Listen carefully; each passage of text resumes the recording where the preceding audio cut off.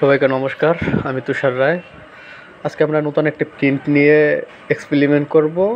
এটি হচ্ছে dark fabric ভিনাইলের উপরে প্রিন্ট করা, ক্যারেক্টার হচ্ছে নারুটোর ক্যারেক্টার। তো আমরা ব্ল্যাক টি শার্টের উপরে প্রিন্ট করব। আমরা টি শার্টের উপরে প্রিন্টে রাখলাম এবং অ্যালাইনমেন্ট ঠিক করে হিট প্রেস করব, দেখব প্রিন্ট কোয়ালিটি কেমন হয়। তো অ্যালাইনমেন্ট ঠিক হয়েছে, এবারে হিট প্রেস করব।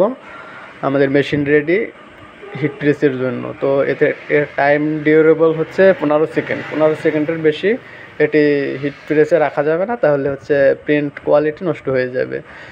তো দেখা যাক কি হয়।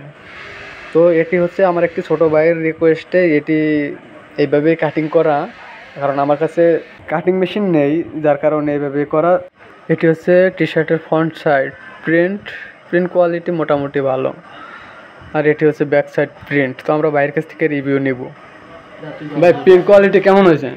ভালো ভাই, দেখি ওই প্রিন্ট দেখি। ওই প্রিন্ট দেখান ভাই, খারাপ হয় না ভাই, অনেক ভালো হয়েছে। কোন জায়গা থেকে আসছো তুমি? ভাই পলোটা না দিয়া।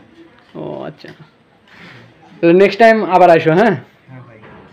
আচ্ছা ভাইয়া, ধন্যবাদ তোমাকে।